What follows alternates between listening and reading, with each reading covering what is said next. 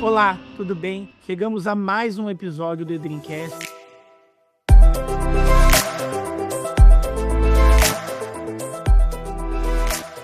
E hoje a gente tem a alegria de receber conosco o professor Fernando Meineiro, que é doutor em Direito Internacional Privado pela Universidade Federal do Rio Grande do Sul, professor da Universidade Federal do Pampa em nível de graduação e pós-graduação e membro das ADIP. O assunto de hoje é um assunto que chama a atenção de todo mundo na era da internet. Acho que, sem dúvida, você que está nos ouvindo agora já se pegou pensando: quais são os limites da jurisdição na internet? Quais são os limites daquilo que pode e não pode ser feito no espaço online? E é para isso que a gente convidou o professor para discutir direitos da personalidade, jurisdição e internet. Nos últimos anos, todos nós nos deparamos com notícias sobre o uso de notícias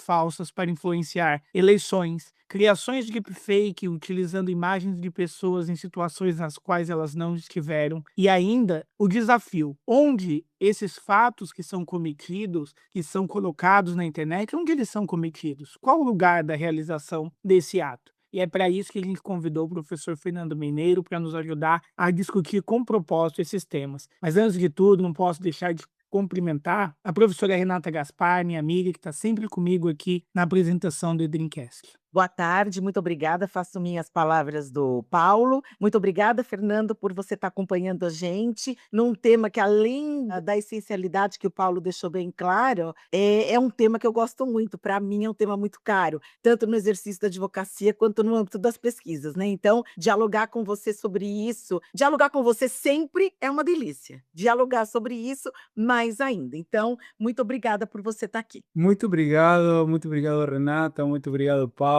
Para mim é uma honra receber esse convite, a confiança e essa parceria que já tem há algum tempo, né? Paulo, a Renata te conhece há mais tempo, o Paulo também não é diferente. O Paulo é mais novo que eu e conhecia como aquele rapaz que estava sempre na mesa dos eventos da CBDI e apoiando, e uma grande figura agora do direito internacional, né, do direito do comércio internacional. É um prazer estar acompanhando a carreira. E contigo, Renata, devo te dizer que se eu fosse sempre muita admiração, e eu disse, olha, um dia que eu me sinto aqui apresentando para você, esse é um motivo de orgulho, porque você, para mim, sempre foi uma pessoa admirável, uma profissional de extrema qualidade e competência. Então, eu agradeço mais uma vez. E esse tema, quando me perguntaram propor um tema, sim, realmente um tema instigante, que até venho trabalhando há um tempo já, as questões relacionadas a direitos da personalidade na internet e a questão da jurisdição. Esse tema, na verdade,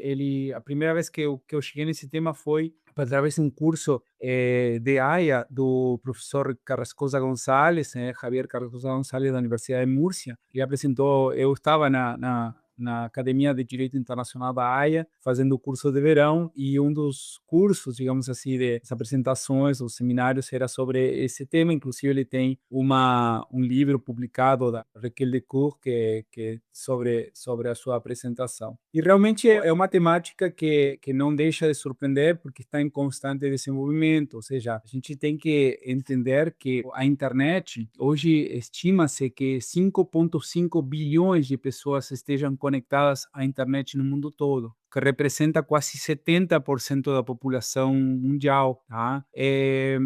Claro que tem uma grande parte dos seus outros 32% não tem acesso à internet, ou tem um acesso à internet de baixa qualidade. O Brasil é um dos países mais conectados no mundo à internet. Nós utilizamos, inclusive, eu comento assim com colegas enfim, que têm experiências fora do país, e eles comentam assim, muitos, inclusive, países europeus que ainda utilizam mecanismos muito mais primários assim de comunicação. Eu ouvi até falar que no exército alemão se usa fax ainda, né? Então, coisas... O Brasil, hoje já não saímos com carteira no bolso, por exemplo. Saímos muitas vezes com celular para pagar via aproximação, Pix e tudo mais. Então, assim, a internet faz parte da nossa realidade. E como vocês comentaram, né, como vocês bem disseram, essa comunicação que está pela internet muitas vezes acaba propiciando, acaba tendo lugar, né, a violação de direitos da personalidade. O que tem a internet, o que tem de novidade a internet com respeito a outros mecanismos de comunicação, que é um mecanismo de comunicação talvez muito mais multidirecional, ou seja, não é apenas um jornal que se publica uma notícia e vai do editor ao leitor ou radialista que emite para várias pessoas ao mesmo tempo, senão que há uma troca constante e também uma comunicação muito instantânea. Antes eu precisava sentar na minha casa, abrir o computador. Hoje a internet está no meu bolso, está no celular. Então a possibilidade de comunicação também cresceu. E aqui um elemento chave que o indivíduo deixou de ser apenas um espectador para se tornar um criador de conteúdo. Essa palavra agora que, eu estou YouTube, eu crio conteúdo. Tá, mas você estudou para isso? Não, não estudei, eu simplesmente preciso de uma câmera do próprio celular e eu crio conteúdo. E claro, quando todo mundo cria conteúdo, fazendo uso dessa liberdade de expressão, temos consequências negativas, que é a publicação de conteúdo não moderado ou conteúdo falso, conteúdo que possa provocar danos à personalidade, difamatório, vexatório, ou seja, se nós temos essa comunicação sendo produzida por um jornalista profissional, sabemos que tem um órgão de controle, que há uma relação mais formal entre quem elabora a notícia e a pessoa que possa ser atingida por ela. Então, aí, claro, vai aparecer no âmbito global uma discussão que há muito tempo está aí, está presente na nossa Constituição, que é a liberdade de expressão e o direito à honra, tá? Como dois direitos que não são absolutos, tá? Que a gente precisa estar no mesmo patamar, aqui na Constituição também está garantido nos tratados internacionais, e nenhum prevalece sempre sobre o outro. Então, claro que a tarefa dos juízes e quem cria políticas públicas é um desafio enorme, tá? Então, realmente aparece uma situação nova. Por quê? Porque agora a criação de conteúdo e o potencial danoso desse conteúdo, ele não é localizado como antes se podia esperar de uma publicação radial ou uma publicação jornalística veiculada pelo jornal de papel, tá? Hoje o conteúdo difamatório, o conteúdo que produz um dano à personalidade, vai ter um potencial enorme, atingir um grande número de pessoas, tá? Eu só quero lembrar, assim, para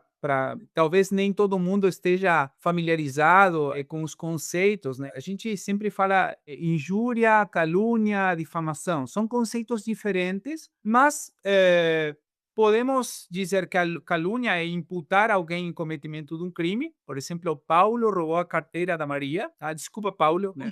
Difamação é atribuir a alguém um fato desonroso, mesmo que não esteja descrito como crime. Então, José traiu seus chefes ao repassar informações à concorrência, por exemplo. E uma injúria, chamar alguém de idiota, de subnormal, fazer apreciações, digamos, negativas de uma pessoa é uma situação de injúria. Então, a gente vai chamar tudo isso como difamação, tá? É evidente que o objeto de proteção da lei é a honra da pessoa, né? Professor, eu queria, desculpa até interrompê-lo, eu queria aproveitar esse gancho dessa definição que é importante para quem nos ouve, para trazer um questionamento que talvez o senhor estivesse até já encaminhando para chegar lá. Esses direitos da personalidade, esses direitos vinculados à honra, imagem, privacidade, eles são e devem ser protegidos nesse ambiente virtual? A gente carrega esses direitos também para a nossa presença virtual, e isso me chama bastante atenção quando o senhor fala da criação do conteúdo tudo, né? Eu acho que a internet, ela torna muito tênue a linha do que a gente consegue classificar a informação, né? Se há muitos anos, e aqui foi o que o professor Rafael Vasconcelos trouxe, eu gosto de lembrar dos nossos convidados do podcast, o desafio era o acesso à informação, hoje é como filtrar essa informação. E ao que tudo nos indica, aquilo que entra na internet não sai da internet, né? Então, como são protegidos esses direitos nesse ambiente digital, principalmente diante da propagação desses conteúdos ofensivos, nessas diversas formas que o senhor bem classificou. Perfeito. Na verdade, a gente tem que entender o seguinte: os direitos já estão protegidos ou já estão declarados na Constituição Federal, tá? O direito à honra é um direito previsto na Constituição, né? Também no Código Civil, né? Aquele que por ato ilícito causar um dano a outro fica obrigado a reparar, um dever geral de reparar. E existem disposições no próprio Código Civil, tá? E na própria Constituição, ou seja, existe uma reparação. E também existe esse direito de honra, direito à honra nos tratados internacionais, Convenção Americana de Direitos Humanos, Pactos de Direitos Civis, Sociais e Políticos, os Tratados de Declaração Universal dos Direitos Humanos, ou seja, o direito à honra é um direito humano que faz parte da nossa humanidade. E isso não muda. Esse direito não é menor pelo fato de uma afetação se produzir na internet, tá? O que ocorre é que na internet nós estamos mais expostos. Então, e essa maior exposição demanda mecanismos de proteção adequados a essa realidade. Tá? Porque o que acontece? Se eu tivesse uma publicação desonrosa, antigamente alguém publicava uma matéria falando que eu cometi um crime, um apontamento calunioso, poderia exigir, posso exigir ainda do jornal uma publicação para contestar, para dar minha posição e inclusive dizer, olha, exijo e buscar isso judicialmente e dizer para a pessoa autora que publicou que se retrate e, eventualmente, uma reparação econômica. Então, claro que o grau de afetação era muito menor, por quê? Porque o local de circulação, claro, uma Folha de São Paulo atinge todo o Brasil, mas talvez se a publicação fosse no jornal pioneiro de Caxias do Sul ou, sei lá, algum jornal local, o potencial do dano é menor. Agora, a proteção já existe. O problema, ou seja, o direito, a consagração do direito já existe. O problema é que os mecanismos para garantir esse direito, para evitar novos menoscabos e para a reparação, acabam tendo que ter uma alteração em função do meio em que se produz essa afetação. Eu fico ouvindo você falar e eu fico pensando, né, que a questão, uma das questões, né, que é o coração desse debate, é que lugar é esse a internet, né? Porque muita gente diz assim: "Ah, é a vida física e a vida virtual". Alguns falam entendendo que pode haver um paralelo e que são vidas iguais, outros, se referem a essa dicotomia como se num lugar se vivesse, no outro não, quando na realidade, a gente sabe que esse espaço virtual ele veio para ficar em todas as áreas, né, no âmbito do trabalho, no âmbito dos contratos, no âmbito das famílias. A gente sabe hoje, por exemplo, que no direito de família internacional, uma das formas de regulamentação, de visitação é usar o espaço virtual e as possibilidades de videochamada como uma forma de manter convivência. Então a questão, quando a gente pensa no direito e sobretudo no direito internacional privado, é pensar na jurisdição, né. Então, nesse espaço, que espaço é esse e qual é a jurisdição que estaria mais adequada para enfrentar um problema de desproteção? Porque, como você disse, o direito está declarado, agora precisa fazer valer. Então a nossa pergunta, ela vai um pouco desse lado. Então, que lugar é esse e qual é a autoridade competente no seu sentir, né? Perfeito. Tendo o direito no Brasil consagrado, quando ocorre um dano, tá? A gente vou ir um pouquinho para os fundamentos do direito internacional para a matéria de jurisdição. Vou explicar uma coisa. A jurisdição, ou quem pode atuar quando eu tenho um problema, eu vou para o judiciário. O juiz vai atuar na medida que o legislador lhe tenha atribuído esse papel, ok? Em princípio, tem que estar na lei. Se a gente olha na legislação brasileira como na legislação de muitos países, classicamente existem dois ou três formas de atribuir a um juiz jurisdição. Se no Brasil, por exemplo, aqui no Brasil, se o réu está domiciliado no Brasil, ou seja, se uma empresa uma pessoa comete um ato, provoca um dano, pode ser demandada no Brasil. Se a ação se refere a uma obrigação, que não seria o caso, né? Se refere a questões mais de caráter de dano extracontratual. Mas uma das hipóteses aqui no Brasil é o local de ocorrência do dano. Tá? Só que a lógica da atribuição de jurisdição foi pensada no século XIX, em que não havia essa ideia de virtualidade, ou seja, era fácil localizar as relações, porque nossas relações eram físicas, tá? Então, quando eu vejo essa questão da internet, saber onde está o dano, que eu fiz tempo atrás um estudo sobre como evoluiu a jurisprudência da Europa nessa questão. E é o primeiro caso em que começa a ser, digamos, é o pontapé para discutir isso, não é um caso sobre difamação, é o caso chamado Minas de Potássio da Alsácia, nos Países Baixos, que acontecia. Vocês vão entender por que eu vou me referir a isso. Havia uma regra no regulamento europeu que diz que o local do dano é onde se produz, ou seja, tem jurisdição o juiz onde se produz o dano. Aconteceu que um agricultor dos Países Baixos começou a perceber que sua plantação morria e conseguiu linkar esse dano com uma contaminação que ocorria no Rio Reno por uma empresa francesa. Típico caso de dano ambiental transfronteiriço. Mas a discussão que se deu aqui era: o dano se produz onde eu executo a ação que causa esse dano ou onde a ação, as consequências da ação são sofridas? E a Corte, o Tribunal de Justiça das Comunidades Europeias, à época, não era a União Europeia, disse não, também onde as consequências são sofridas tem jurisdição. Vejam só, esse caso é fundamental para entender que, como se trata de um dano transfronteiriço, me abre a possibilidade de que se eu sofro um dano provocado por uma empresa que, por exemplo, não está no Brasil, eu possa demandar no Brasil porque o dano, a afetação ocorreu, no caso aqui no Brasil. O segundo caso que aparece nessa evolução é o caso Chevy. É muito interessante essa evolução. Por quê? Porque nesse caso aqui se tratava de uma circulação de um jornal que era impresso, tá? Então você pergunta, onde ocorreu o dano? É uma publicação, digamos assim, ofensiva, vinculando uma pessoa sobre participação de um crime. Onde ocorreu esse dano? Onde o diário foi impresso e foi colocado em circulação? Ou o lugar ou os lugares onde o autor tem uma reputação importante? E o terceiro caso é o caso Olivier Martínez contra Sandy Mirror.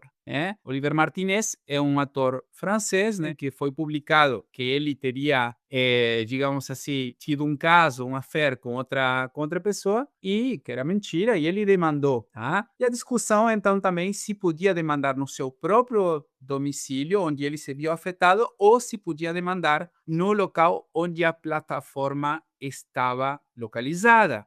Isso é importante, ¿saben por quê? Porque saber onde demandar tem consequências. Quem estuda direito internacional privado sabe que se eu tenho várias opções para demandar, posso exercer o que comumente chamamos de forum shopping, ou seja, poder escolher aquela jurisdição que é mais favorável a digamos assim, a minha petição. E aqui é fundamental. Por quê? Porque sabemos que internacionalmente a posição que se tem entre liberdade de expressão e direito à honra difere de país para país. Então, vejam só, se eu sofro uma afetação ao direito à honra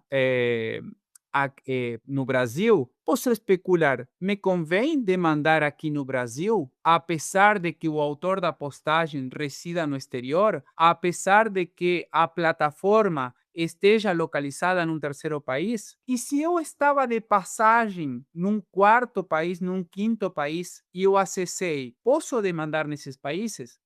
Ou seja, para responder onde está o dano nós já sabemos que não é apenas onde a publicação é de fato realizada, onde eu dou enter para publicar.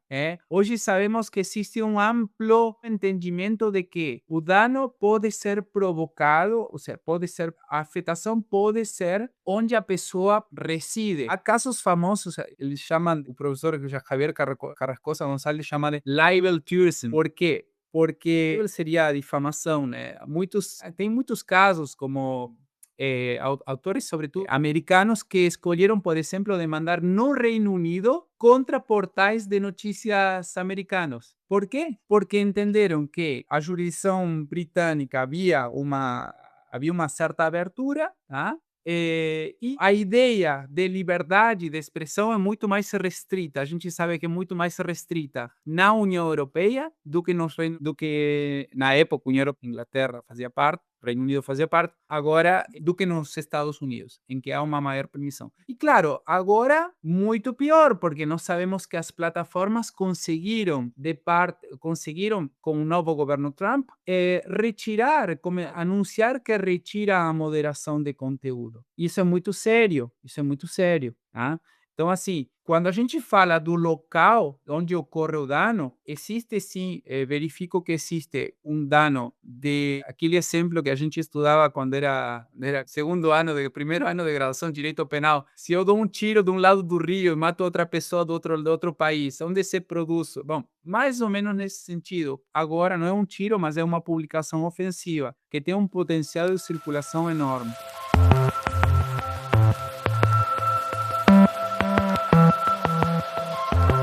Esse tema eu gosto muito dele, e você falou uma série de coisas assim muito interessantes, né?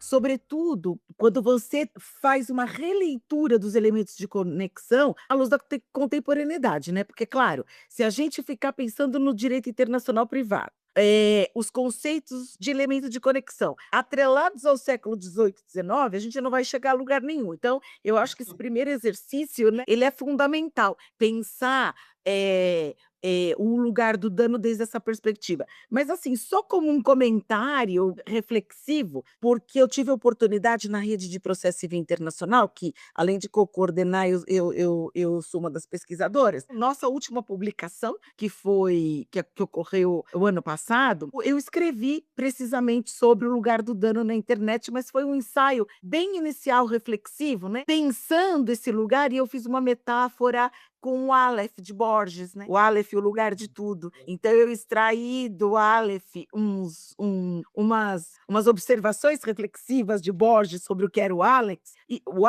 e fiz um paralelo, né? Que a internet seria o Aleph, né? O lugar de tudo, simultâneo, não sucessivo. Então, além da gente fazer uma releitura a partir do que você propõe, que eu acho sensacional, eu acho, no ponto, o que você pensa sobre a gente fazer uma releitura também pensando qual é o tribunal que está melhor situado para efetivamente garantir uma punição de danos que não seja uma punição para inglês ver. Porque a gente sabe que, por exemplo, no Brasil, tem uma coisa odiosa que as pessoas aprendem na faculdade e não costumam questionar, que é a questão do enriquecimento ilícito, né? Então o tribunal diz assim: eu condeno, mas só um pouquinho, porque senão o credor pode ser considerado uma pessoa que está enriquecendo ilicitamente. Para mim, não tem coisa mais esdrúxula do mundo. Aí eu te pergunto, esse tribunal está adequado para falar de dano? Porque num lugar de tudo em que há uma concorrência de jurisdição, um outro lado, depois da gente passar esse step que você colocou, né? Primeiro a gente busca o lugar do dano, como você bem e maravilhosamente explicou. Num segundo step,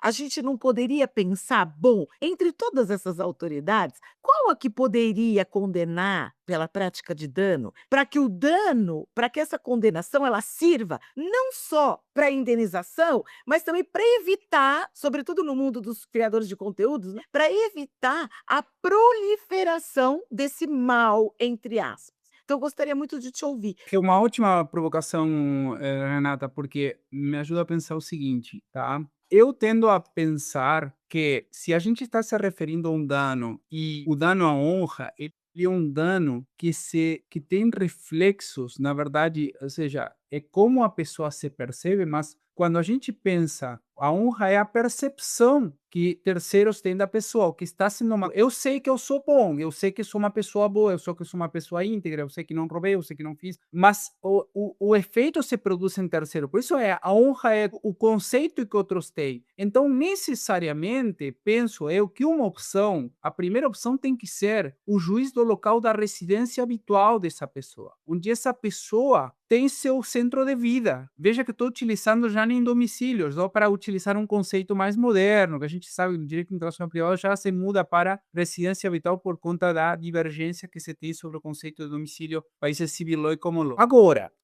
a gente não pode ser ingênuo ao ponto de dizer, ok, é o local da residência habitual da pessoa, sem dar a opção dessa pessoa de buscar justiça onde as plataformas que promovem e veiculam esse conteúdo possam estar operando. Por quê? Porque, em definitiva, eu vou ter que, se eu quero, além de uma reparação, eu quero uma medida de eliminação de um conteúdo ofensivo, necessariamente eu tenho que ter a opção de litigar lá, a não ser que conte com um excelente mecanismo de cooperação e que a gente sabe que essas questões delicadas sempre acabam perecendo no filtro da ordem pública. De dizer, não, eu não posso atender uma decisão do juiz brasileiro porque essa decisão do juiz brasileiro fere a ordem pública e o direito de liberdade de expressão está previsto. E a gente sabe, né, os lobbies das plataformas, né? Então, assim, hoje no Brasil a gente tem essa questão, por exemplo, de que as plataformas têm que atender a determinação judicial, está sendo discutido a questão da necessidade de moderar, como que as plataformas têm que ter a necessidade de retirar conteúdo sem, independentemente de notificação. Assim, isso é uma coisa que uma hora vai ter que acontecer, porque não é possível que as plataformas desenvolvam tanta inteligência artificial para poder detectar, produzir, porque não é detectar, é produzir, gerar conteúdo e não seja capaz, ou seja, os algoritmos só servem para direcionar preferências, não servem para detectar um conteúdo ofensivo. Eu tenho certeza que não vai ser 99, 100% eficaz, mas assim, avançaram tanto as plataformas. Eu sempre sou partidário, e acho que você concorda comigo, de que o autor tem que ter um amplo leque de possibilidade de jurisdição. Não, claro, não, a gente não vai ir para jurisdições abusivas. Quer dizer que se eu abro meu computador no aeroporto de Tóquio, eu posso demandar em Tóquio. Não, eu acho que não. Aí sim haveria uma abusividade. Mas me parece que local de residência da pessoa, onde ela tem seu centro de vida, ou onde a pessoa trabalha, e obviamente os terceiros que possam ter um juízo mudado dessa pessoa, necessariamente deve ser um lugar. Até porque vamos estar mais perto das provas de como esse dano foi produzido. A proximidade do juiz com aqueles que podem testemunhar essa afetação da honra. Mas não podemos esquecer que vamos precisar de mecanismos de cooperação para poder efetivar medidas de retirada do conteúdo, de moderação, com plataformas que estão aí muitas vezes em países. E claro, a gente sabe que a localização dessas plataformas muitas vezes é estratégica, né, para escapar de mecanismos regulatórios. Tudo que envolve atividades que estão numa zona cinza da legalidade e ilegalidade acabam preferindo por países com marcos regulatórios mais flexíveis, mais laxos.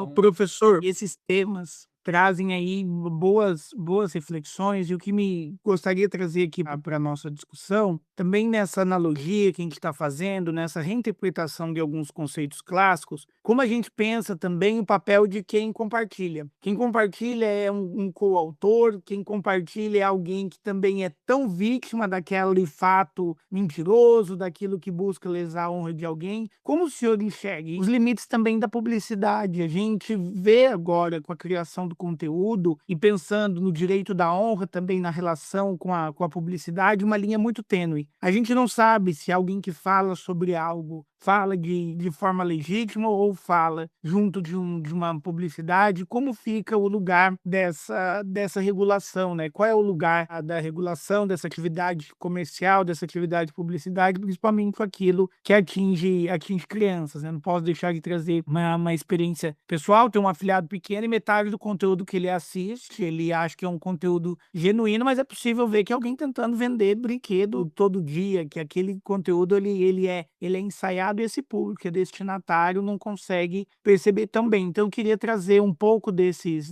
elementos para a gente tentar formular um pouco também dessa assimilação dos conceitos tradicionalmente estabelecidos para aquilo que é local, aquilo que é físico, para aquilo que é virtual. Assim, com relação à tua primeira pergunta sobre sobre compartilhamento, minha posição é quem compartilha tendo a pensar é autor, ou seja, é coautor, ou seja, se torna porque assim, ó, uma notícia falsa para uma pessoa, se eu compartilho com alguém e essa pessoa não tem um juízo formado da pessoa que é objeto do comentário, não tem nenhum problema. O problema é que essa pessoa colabore para que chegue a mais pessoas. Então, eu acho essa questão muito delicada. Assim, acho que, para mim, sabendo seja, a gente tem que atuar com responsabilidade com relação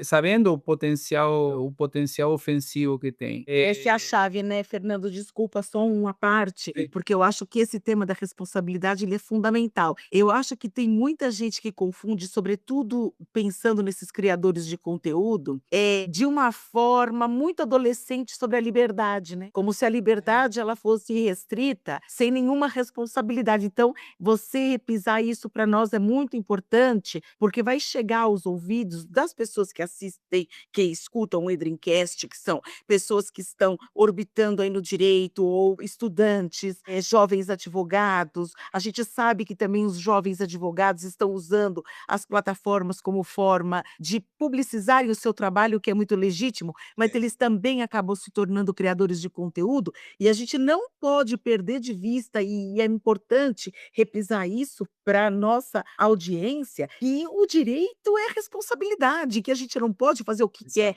irrestritamente, né? Exato, Desculpa, exato. pode continuar, era para aproveitar esse. Perfeito, não, perfeito. Não, é isso, assim, já passou do tempo de que, se não, mas eu só repassei porque me repassaram, não, não, é assim, se você recebeu, que morra aí, não repassa, não contribua, tá? Porque você se torna realmente responsável. Já nesse nível, eu acho que já temos uma certa quantidade de gente que está inserida nesse meio internet, ok, acho que já temos um bom tempo para entender já a consequência desse ato. Sobre a segunda questão, sobre a publicidade, a utilização às crianças e tal. Eu sou pai de uma filha de 6 anos, tá? Me preocupo muito com aquilo que assiste. Também me preocupo com a questão da exposição. Tive recentemente um episódio, depois em privado eu vou compartilhar com você. Realmente um episódio que eu acho assim, com relação a utilização das imagens por estabelecimentos escolares de crianças e tal, que acho que não tá legal. E aí, nesse caso, me parece que deve prevalecer, sem dúvida, o melhor interesse da criança. Aí a gente tem que ter muito cuidado com isso. Inclusive, eu não vou bancar aqui um purista, né, e dizer, não, eu não publico fotos da minha filha e tal, não. Mas assim, bueno, eu sou responsável deles. Eu assumo as consequências, tá? Agora, a gente verifica uma exposição enorme, a exposição das crianças e uma exposição das crianças por meio das plataformas ao tipo de publicidades e não apenas publicidades, os conteúdos, conteúdos não moderados. Tá? Eu acho que aproveitando o gancho, porque me parece importante mencionar que afinal não acabei não comentando, que há uma discussão sobre a responsabilidade das plataformas que também, obviamente, se insere nessa discussão sobre o direito à honra, até que ponto as plataformas podem ser consideradas editoras do conteúdo, né? Inclusive, nos Estados Unidos, tem decisões que acabaram saindo mais pelo lado eram dois casos assim, que são citados num trabalho da doutora da doutora Vanice Lírio do Vale, professora da Universidade Federal de Goiás, comentando assim que eram dois casos que envolviam situações relacionadas a notícias de atividades terroristas. Então, mas mesmo assim, é um conteúdo que foi ofensivo para determinadas pessoas e saber se as plataformas como Google ou Twitter, naquela época Twitter, agora seria X, teriam uma responsabilidade sobre aquilo que é veiculado por terceiros. Tá? Por exemplo, se um jornal ou uma produtora independente publica, se haveria na plataforma. A plataforma pode ser obrigada a retirar o conteúdo, ok, mas ela é responsável pelo dano que foi provocado. Tá? Eu entendo que da mesma forma que eu comentei, ou seja, hoje nós temos a questão do Marco Civil da Internet que exige que exista uma notificação prévia, mas já está na hora da gente pensar que com tanta tecnologia de moderação, com tanta inteligência artificial, com tanta predição de comportamento, que essa predição de comportamento para poder ofertar vantagens, produtos, serviços, é tão eficaz para que a gente possa consumir aquilo que é do nosso gosto, não é eficaz para eliminar conteúdo lesivo? Isso eu não consigo acreditar, tá? Porque as ferramentas já estão. Eu me lembro muito, sabe?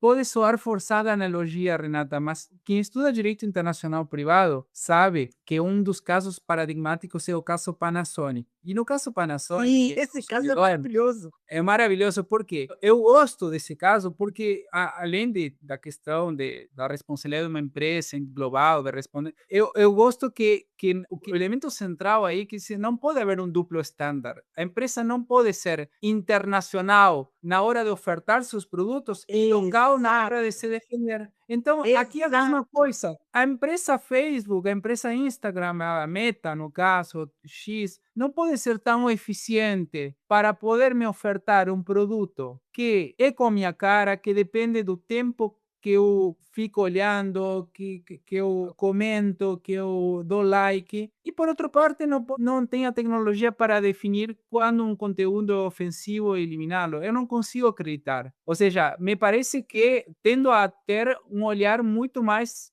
digamos assim, sou muito mais desconfiado nisso aí. Acho que realmente não aceitar a ideia de moderação não é por baixar custos, é por estratégia, é servir de canal para ideias de discursos de ódio, que promovem Estamos violência, totalmente de acordo. entende? Então, me parece que vem por aí a discussão, entende? Não estou vendo muita. Não tem como ter esse duplo estándar, né? Sim. Quem pode uma coisa pode perfeitamente. Olha, não sou especialista em direito em informática, né? Mas imagino que não seja tão complexo diante das maravilhas que. Não, é que fica evidente, de acordo com o avanço, né, tecnológico, a gente percebe que fica evidente isso. E fica evidente para aquele cidadão médio dos livros de direito do século XX, sabe? Aquele, é para o cidadão médio, esse cidadão médio. Boa fé objetiva, o homem médio.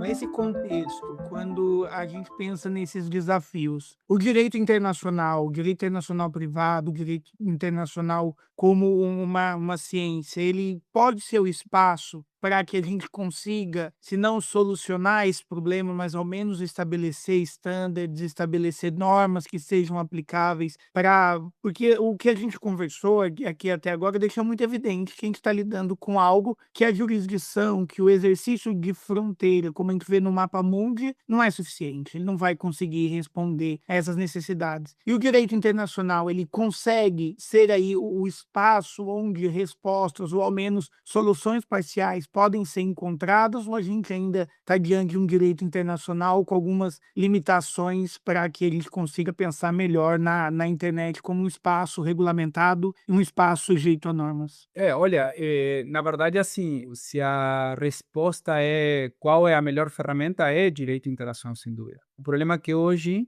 há um cenário muito anárquico, muito de voltar a um discurso nacionalista, a reduzir as possibilidades de cooperação entre os estados, mas assim, eu ainda sou otimista. A Conferência da Haia, por exemplo, é um local excelente para discutir essas questões. De fato, estão sendo discutidas essas questões. Infelizmente, temos movimentos políticos que, sobretudo países de extrema direita, que se utilizam dessa nova forma de se comunicar para perpetrar suas ideias e não tem nenhum interesse em apoiar iniciativas nesse tipo. Mas eu ainda guardo esperanças, digamos assim, é o que nos resta de uma maior cooperação de instrumentos, talvez não sei se no curto prazo a gente possa contar com instrumentos de hard law, mas sim instrumentos de soft law, acerca de como os estados possam, digamos assim, melhorar o ambiente digital, né?